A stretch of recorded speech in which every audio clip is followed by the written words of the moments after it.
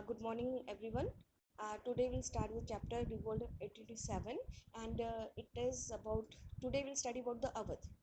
Actually जो अवध राज्य था उस पर ब्रिटिश गवर्नमेंट की पहले से ही नजरें थी and the British government want to capture it, a cherry that will drop into our mouth one day, यानी कि ऐसी चेरी जो कि हमारे माउथ में एक दिन जरूर गिरेगी.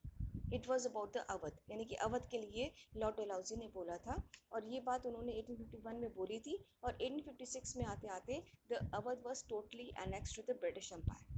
एक्चुअली उससे पहले क्या हुआ था कि Awadh was already was under subsidiary alliance of the Britishers, यानी कि अवध ने 1801 में पहले से ही अंग्रेजों के साथ सहायक संधि पर हस्ताक्षर कर रखे थे और उसके अंतर्गत उस नीति के अंतर्गत जो था नवाब जो था उनकी जो आर्मी थी उसको डिसबैंड कर रखा था.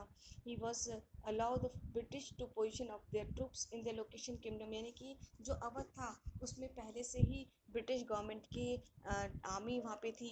देन जो था ब्रिटिश एक रेजिडेंट भी वहाँ पे रखा हुआ था because Awadh was under subsidiary alliance in 1801 and जो नवाब की खुद की जो आर्मी थी उसको डिप्राइव कर दिया गया था और जो थे नवाब जो थे became increasing dependent on the British to maintain law and order within the kingdom. तो अब क्या हुआ क्या कि वो अपनी अवध राज्य पर बहुत ज़्यादा लंबे समय तक कंट्रोल नहीं कर पाया. तो जब वो कंट्रोल नहीं कर पाया तो उस पर माल एडमिनिस्ट्रेशन का इल्ज़ाम लगा दिया गया. Blamed, he was blame for mall administration by the Britishers. Is it clear? ये क्लियर हो गया बेटा? Yes ma'am. ओके बेटा. इन द मीन टाइम जो ब्रिटिश जो थी वो increasingly threatening territory of Awadh, वो जो ब्रिटिशर्स थे वो अवध को कब्जे में करना चाहते थे. उसका रीज़न क्या था कि जो अवध था उसकी जो सॉइल थी वो बहुत ज़्यादा अच्छी थी ग्रो के लिए, इंडिगो और कॉटन लगाने के लिए. ठीक है. देन ये जो एरिया था अवध वो ऐसी जगह पे था कि जो उनके लिए मार्केट बन सकता था. ठीक है. तो इसलिए वो अवध को कब्जे में करना चाहते थे ईस्ट इंडिया कंपनी.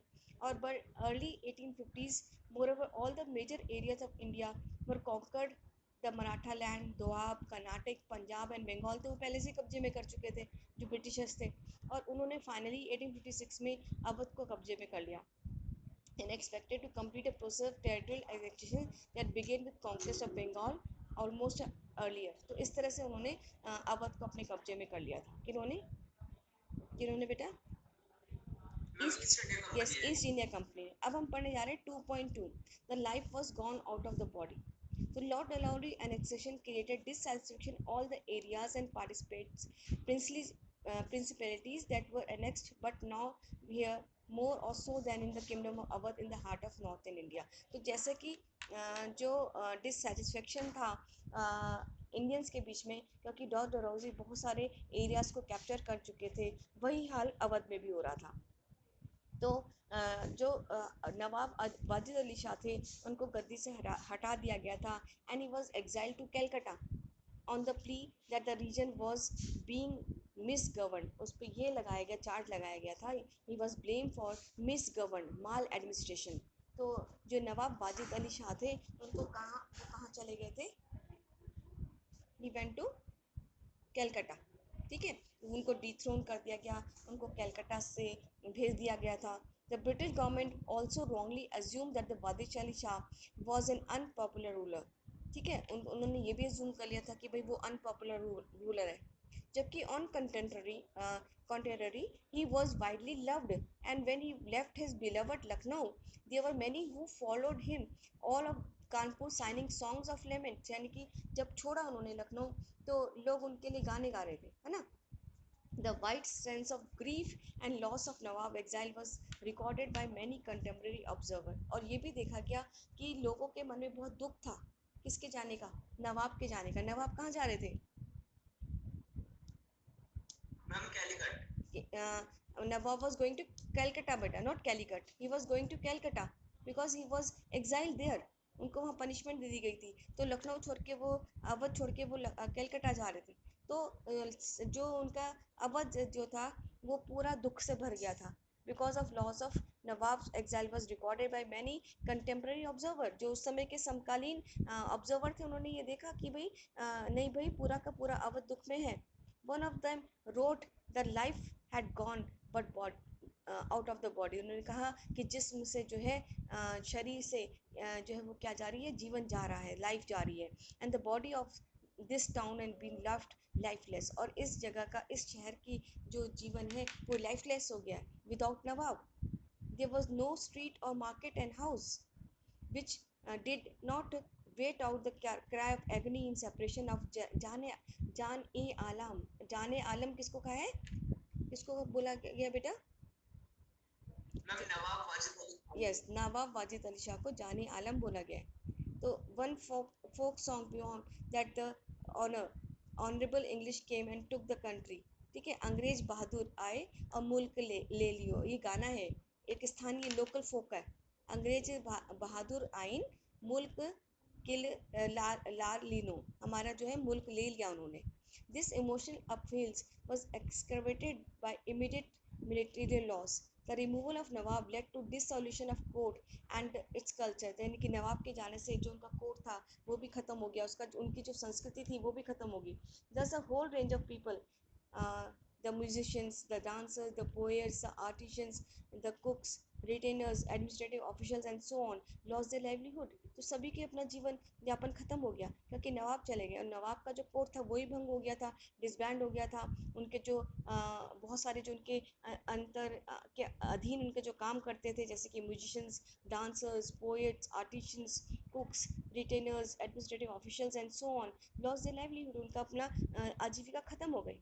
ठीक है, अब यहाँ पे सब बच्चों क्लियर हो गया किसको किसके जाने का दुख था, किसको किसको जाने का दुख? मैम जो वहाँ के जो लोग थे उनके उनको नवाब कुछ आगे बेटर। यस, नवाब के जाने का दुख था। नवाब को उन्होंने क्या कहा, क्या शब्द दिया गया नवाब को? मैम जाने आलम। यस, जाने आलम कहा गया उनको कि हमारे जाने आलम ये नगर छोड़ कर जा रहे हैं, शहर छोड़ के जा रहे हैं। और कौन कौन से लोग जॉबलेस हो गए, और कौन कौन लोग जॉबलेस हो गए? Ma'am musicians, dancers, poets, artisans, cooks, retainers, administrative officials। Yes, they all lost their job. ठीक है, they all lost their jobs. Is it clear? Is it clear? Yes ma'am. 2.3 पे firangi Raj and the end of the world है। ठीक है, अब हम आते हैं फिरंगी राज क्या था। What do you mean Firangi Raj? The British rule and the end of the world, है ना? तो a chain of grievances in Awadh linked Prince.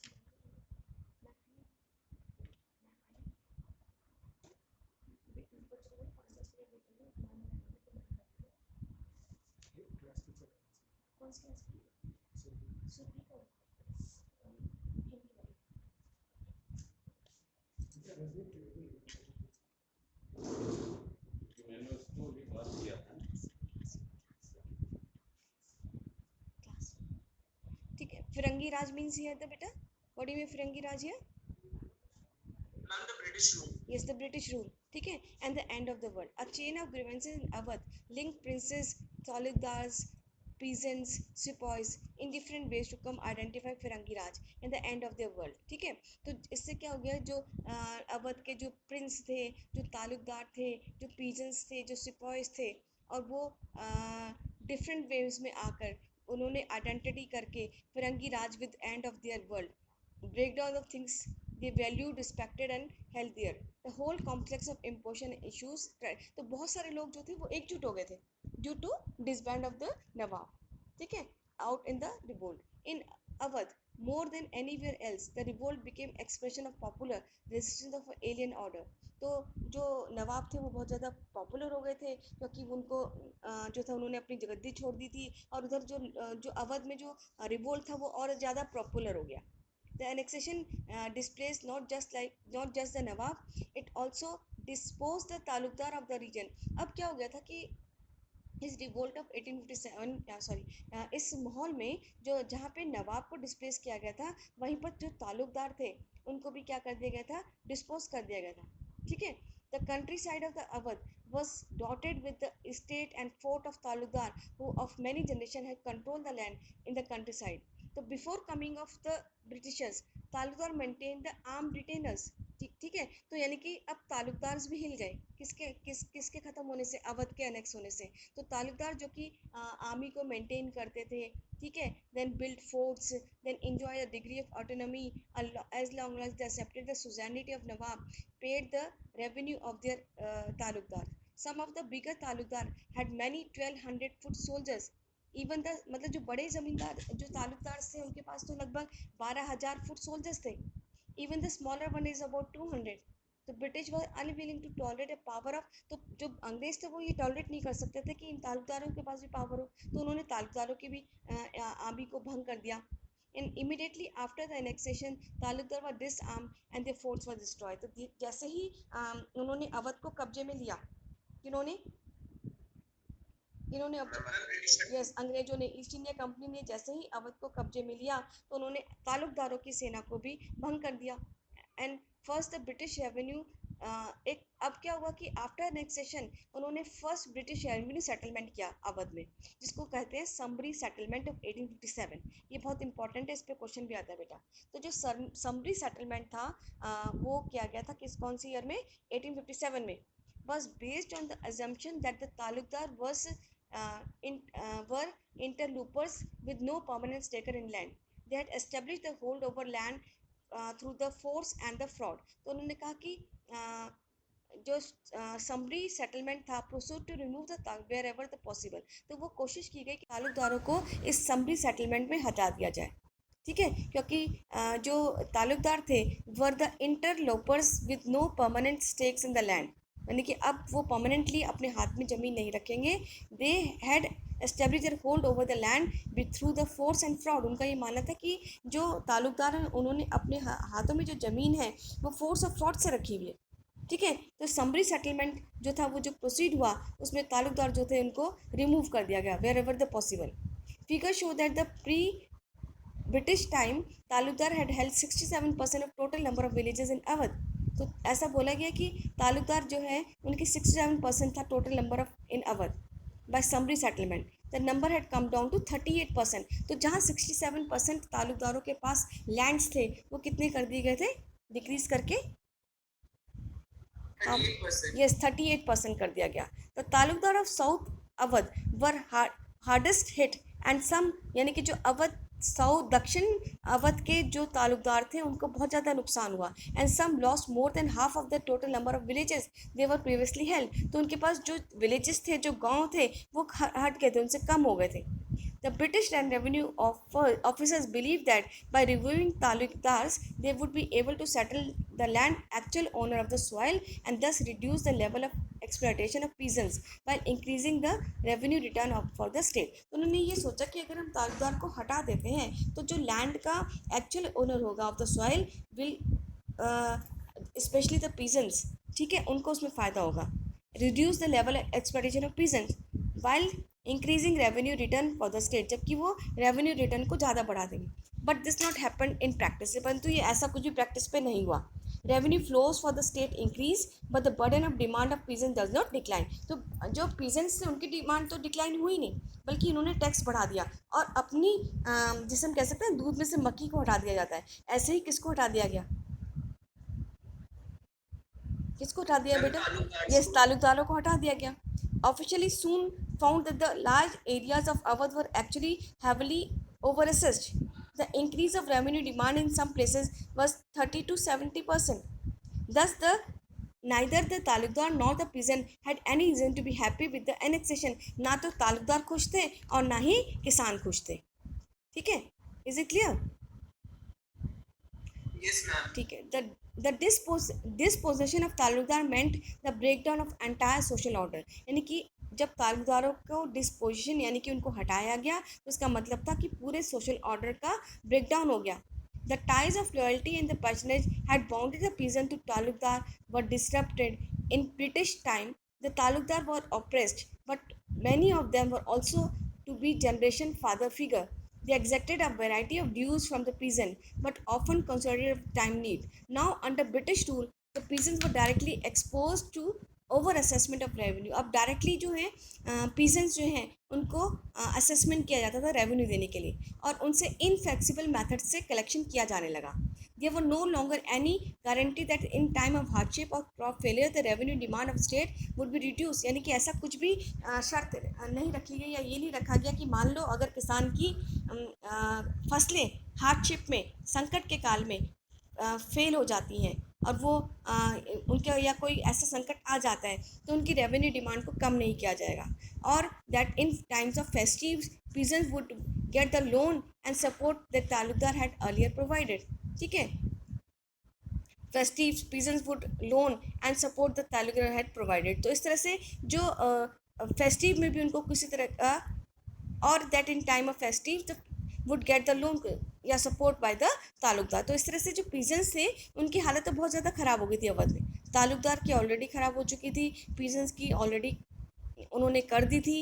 In area like Awadh where resistance during 1857 was intense and long lasting, the fighting was carried out by the Talukdar and the peasant। अब जो अवध में जो थे सैनिक तो थे ही थे अवध के, लेकिन तालुकदार और पीजेंट्स जो थे उन्होंने इस मूवमेंट को कैरी आउट किया। कौन से मूवमेंट को? रिवोल्ट ऑफ 1857 को।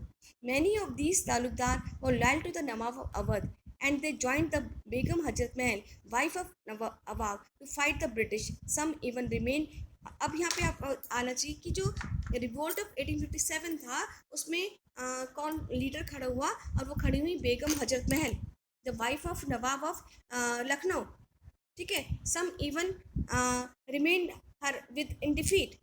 The grievances of the peasants were carried over into sepoy lines since the vast majority of the sepoys were recruited from villages of Awadh।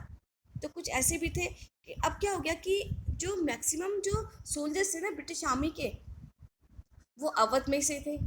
ठीक है, for decays sepoys and complain for low. अब बहुत सालों से ऐसा भी हो रहा था कि जो सिपॉयज थे उनको कम पेमेंट मिलता था, and difficulty of getting the leave, उनको छुट्टियां भी नहीं दी जाती थी। By 1850s there were other reason for their discontent. तो 1850 तक आते आते उनके अंदर और सारे असंतोष फैल चुके थे। तो यहाँ कहने का मतलब ये है कि तालुकदार एंड पीजेंट्स जिन्होंने रिवोल्ट 1857 में पार्ट लिया था, धीरे धीरे इसमें सिपॉयज भी जुड़ने लगे। उसका रीज़न क्या था कि जो ये सिपॉय थे यानी कि जो सैनिक थे वो ज़्यादातर अवध के थे, और अवध वालों ने ये पहले से ही कहा रखा था कि उनको वेतन बहुत कम दिया जाता है। ठीक है, उनको डिफ़िकल्टी, उनको किसी भी प्रकार की लीव नहीं जाती थी, बहुत मुश्किल से उनको लीव मिलती थी, और बहुत सारे ग्राउंड थे जिसके कारण उनके अंदर डिसकंटेंट आने लगा। The relationship of sepoy with their superior white officers underwent a significant change in the years preceding uprising of 1857। In 1820s, white officers made it a point to maintain friendly relation with the sepoys। 1820 के दशक में जो थे अंग्रेज़ थे, उन्होंने कहा कि हम तो उनसे बहुत ज़्यादा फ्रेंडली रिलेशंस बना रहे थे। They would take part in leisure activity. उन्होंने कहा कि भाई वो लेज़र एक्टिविटीज़ में पार्ट ले सकते थे, वो रेसलिंग में पार्ट ले सकते थे, फेंसिंग क्या होती है, तलवारबाजी में वो पार्ट ले सकते थे। And what went out Hawking with them, many of them fluent in Hindustani and were familiar with the custom and culture of the country. कई ऐसे थे कि उन्होंने कहा कि ऑफिसर्स ने कि हमें तो हिंदुस्तानी भाषा आती थी, यानी कि उनका कहने का मतलब ये था कि हमने सिपाहियों के संग अच्छा व्यवहार रखा। These officers were disciplinary and father figure rolled into one। In 1840s they began to change। क्या कहा? अब कहा कि 1820 के दशक में ऐसा माना जाता है कि they had a good relation with the Indian soldiers, but 1840s तक आते आते कहा जाता है कि वो चेंज होने लगे।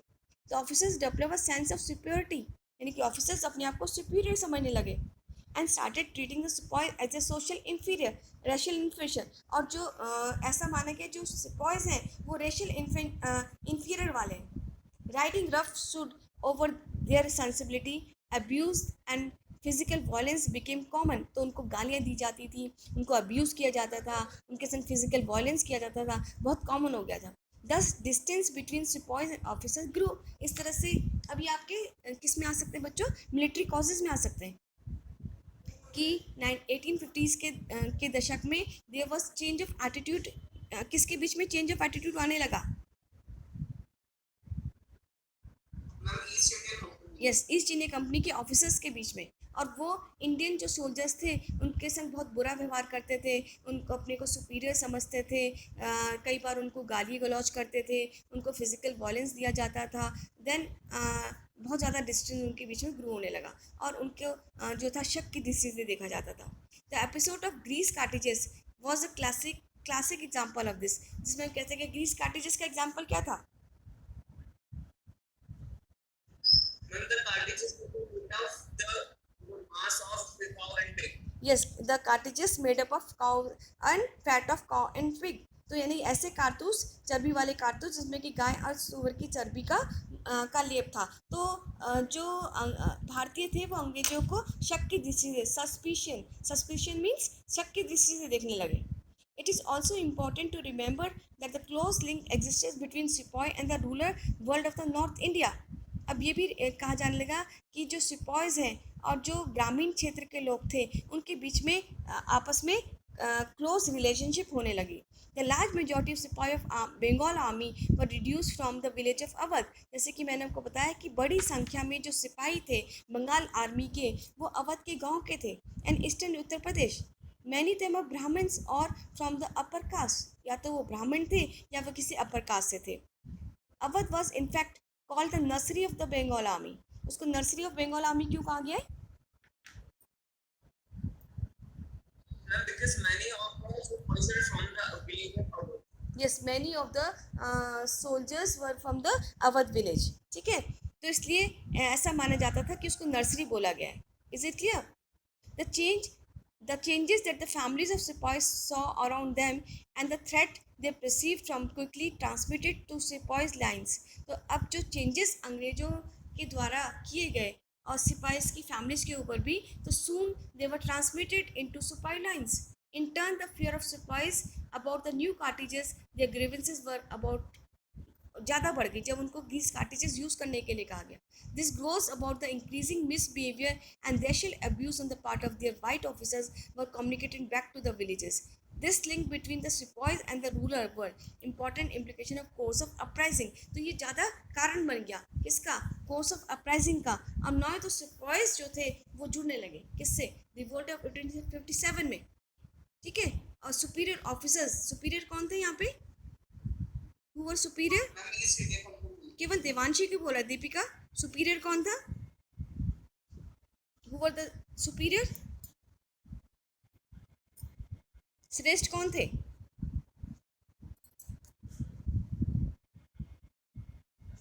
श्रेष्ठ कौन थे बेटा? ईस्ट इंडिया कंपनी के लोग, है ना. और इन्फीरियर कौन थे उनके according? Yes, sepoys. Yes, and the villages of Awadh वो इंफीरियर थे. तो when the sepoys defeat the superior officers and took up arms, they were joined very swiftly by the breath in the villages. Everyone peasants poured into the towns and joined the soldiers. तो peasants जो थे गांव के जो किसान थे वो भी, और जो soldiers थे और ordinary people जो थे उन्होंने rebellions collectively पार्ट लेना शुरू कर दिया था. Is it clear to all of you? Yes, ma'am. आप यहाँ पे बंगाल सिपाही की यूरोपियन स्टाइल में यूनिफॉर्म देख रहे हैं. ये उनकी यूनिफॉर्म होती थी जो कि सिपाही सोल्जर्स थे. Is it clear? What taluqdar thought, यानी कि जो तालुकदार थे वो क्या सोचते थे. The attitude of the taluqdar was best express by Hanwant Singh, the raja of Kalakankar near Raebareli. तो रायबरेली में हनवंत सिंह नामक राजा थे जिन्होंने कुछ अपने एटीट्यूड एक्सप्रेस किए हैं ड्यूरिंग द म्यूटनी मीन्स जब विद्रोह शुरू हुआ. ठीक है, Hanwant Singh had given shelter to Briton officers and conveyed him to safely. While taking leave on the officer, Hanvant Singh told him, "Sahib, your countrymen came into this country and drove out our king. You sent your officer round the district to examine the title of estate. At one below, you took from me the lands which from time immemorial had been in my family. I submitted suddenly, misfortune fell upon you." ठीक है, उन्होंने कहा कि upon you the people of the land rose against you. तो कहा कि जो है जो वहाँ के लोग हैं, अवध के लोग हैं, वो आपके अगेंस्ट खड़े हो गए हैं. You came to me whom you had dispose, तो आप मेरे पे है जिसको तुमने हटा दिया है. I save you, but now now I March Now I march at the head of my retainers to Lucknow to try and drive you from the country. तो उन्होंने कहा कि नहीं, अब मेरे पास जो है बर्दाश्त के बाहर हो रहा है, अब मैं आपको बर्दाश्त नहीं करूँगा. तो इस मीन्स सिपाही जो अवध का किसान, अवध के तालुकदार, अवध के सैनिक किसके अगेंस्ट विद्रोह में खड़े हो गए थे? ईस्ट इंडिया कंपनी के. Is it clear? What the rebels wanted. As the victors, the British record their own trials and tribulation as well as their heroism. They dismiss the rebel as a bunch of ungrateful and barbaric people. The repression of rebel also meant a silencing of their voice. Few rebels had the opportunity of recording their version of events. तो rebels जो थे वो क्या चाहते थे? ठीक है. Moreover most of them were sipahi. ज़्यादातर कौन थे? सिपाही थे या ऑर्डिनरी पीपल थे हु वर नॉट लिटरेट, तो ज़्यादा पढ़े लिखे नहीं थे. Thus other than a few proclamations इश्तेहार्स notification issued by rebel leaders to propagate their ideas and pursued people to join the revolt. तो वो बहुत ज़्यादा पढ़े लिखे नहीं थे, लेकिन कुछ डेक्लेमेशन, कुछ इश्तिहार जारी किए, प्रचार करना शुरू किया कि तुम्हें क्या ज्वाइन करना है, किसको ज्वाइन करना है? रिवोल्ट ऑफ 1857 को ज्वाइन करना है. We do not have much that throws light on the perspective of the rebel. Attempt to reconstruct what happened in 1857 are thus heavily and inevitably dependent on what the British wrote. While these sources reveal the mind of officials, they tell us very little about the rebel wanted. तो उन्होंने बहुत कम बताया कि rebels क्या चाहते थे. अब हम देखते हैं 3.1 में आएंगे हम. तो विजन ऑफ यूनिटी. तो विजन ऑफ यूनिटी का मतलब है कि लोगों में एकता आ गई थी. ठीक है. The rebel proclamation in 1857 repeatedly appeal to all the section of population irrespective of the caste and creed. यानी कि देश के हर नागरिक को ये कहा गया कि तुम उठो, जागो और रिवोल्ट ऑफ 1857 में part low. Many of the proclamation were issued by Muslims princes. Even जो मुसलमान प्रिंसेस थे उन्होंने भी, and or in the name, but even these took care to address the sentiments of Hindus. The rebellion was seen as far in both Hindu and Muslim. तो आप ये देखेंगे कि जो विजन था यूनिटी का वो क्या था कि जो रिबेलियन था उसमें दोनों ने ही पार्ट लिया. किसने? हिंदू और मुसलमानों ने. and had equality to laws or gain.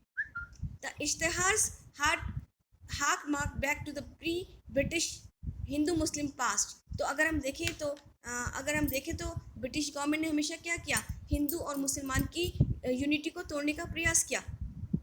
ठीक है.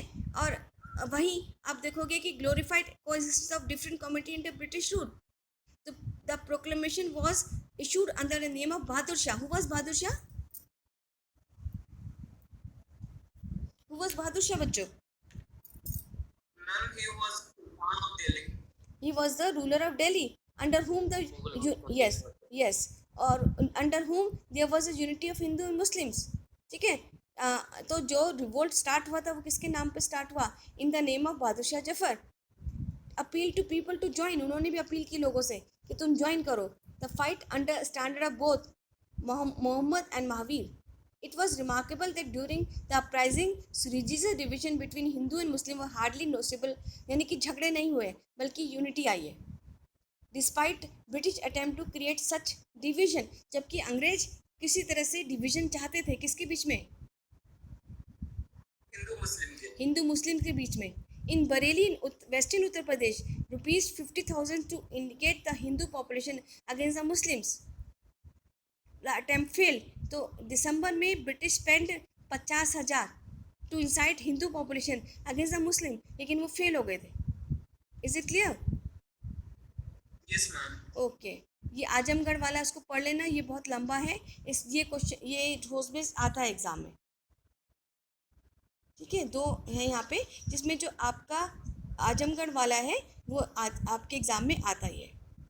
यहाँ तक से बच्चों को आई होप क्लियर हो गया होगा. Yes ma'am. अच्छा, कोई बच्चा मुझे बताएगा कि मिलिट्री कॉजेस क्या हो सकते थे? रिवोल्ट ऑफ 1857 के मिलिट्री कॉजेस क्या थे?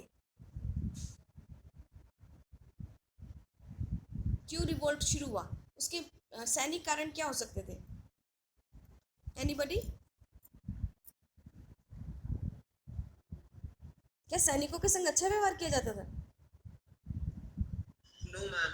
तो सैनिकों के साथ जब ill treatment to the soldiers is one of the cause of military cause, है ना?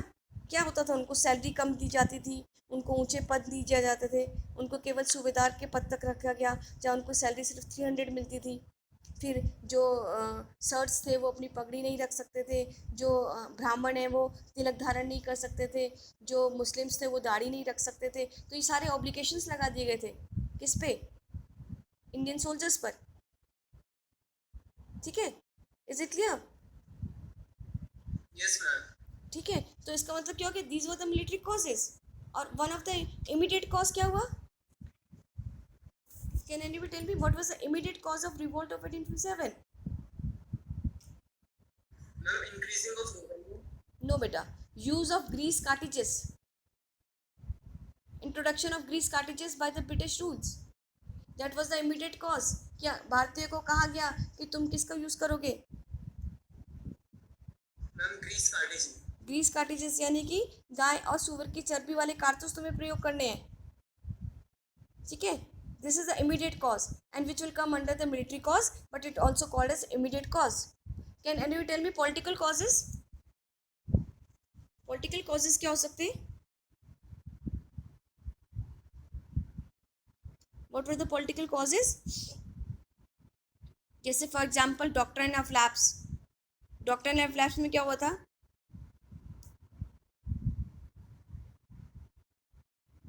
Ma'am, झांसी को कंट्रोल करने में क्या था? हाँ, और झांसी को अपने अंडर में कर लिया गया था। फिर और क्या हो सकता है पॉलिटिकल कॉज? सब्सिडियरी लाइंस बेटा, ये भी तो एक पॉलिटिकल कॉज था। फिर बहादुर शाह जफर पर इल्ज़ाम लगा दिया गया था कि वो क्या यूज़ नहीं करेंगे, मुगल शब्द यूज़ नहीं करेंगे, लाल किले में नहीं रह सकते थे। झांसी की रानी को झांसी को एनेक्स कर लिया गया था। फिर आप बता सकते हैं कि नाना साहब को पेंशन देने से इनकार कर दिया गया थे। वो क्या थे नाना साहब?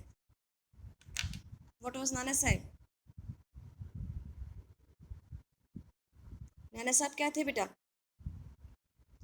Ma'am, पेशवा बाजीराव सेकंड के son. यस, अडॉप्टेड सन थे। तो ये सब किस में आ जाएंगे?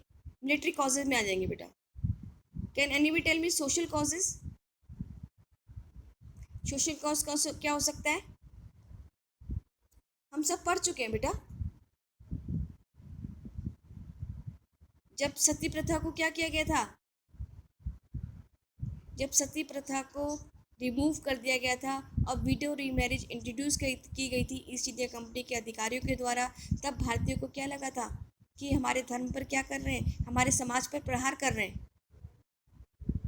ठीक है, ऐसे ही रिलीजियस कॉज में क्या बोला गया कि जो इंडियंस हैं उनको क्रिश्चियन रिलीजन में परिवर्तित किया जा रहा है। Is it clear? Yes, ma'am. यहाँ क्लियर हो गया सब बच्चों को? किसी बच्चे को कोई डाउट है?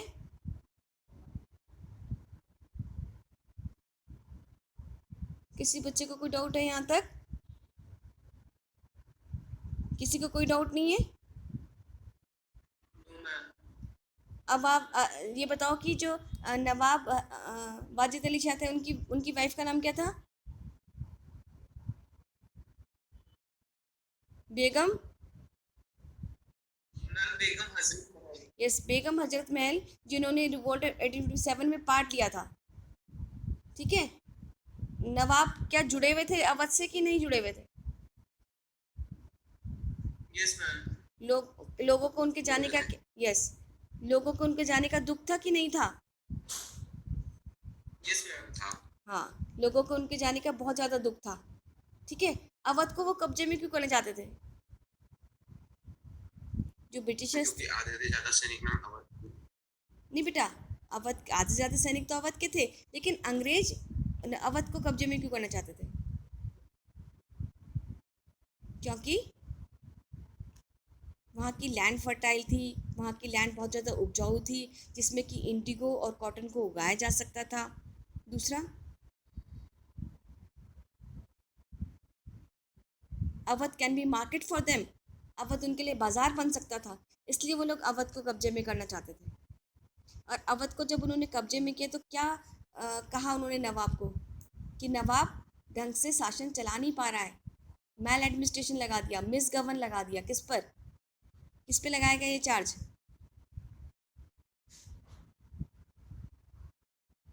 बोलो बच्चों, ये चार्ज मिस गवर्न का किस पे लगाया गया था? नवाब वाजिद अली। यस, यस, अवध के नवाब वाजिद अली शाह पे ये चार्ज लगा दिया गया था, इसलिए उनसे उनकी जो शासन था एक तरीके से वहाँ से छीन लिया गया था। फिर ताल्लुकदारों के संग क्या बिहेव अच्छा किया गया था? No ma'am. क्या क्या किया गया ताल्लुकदारों के साथ? कौन सा सेटलमेंट था? सेटलमेंट का नाम क्या था? The name of summary settlement. ये समरी सेटलमेंट कर लिया गया, और उसमें उनकी लैंड्स को कम कर दिया गया था। ठीक है, is it clear? Yes ma'am. Okay, तो आज के लिए इतना ही बेटा।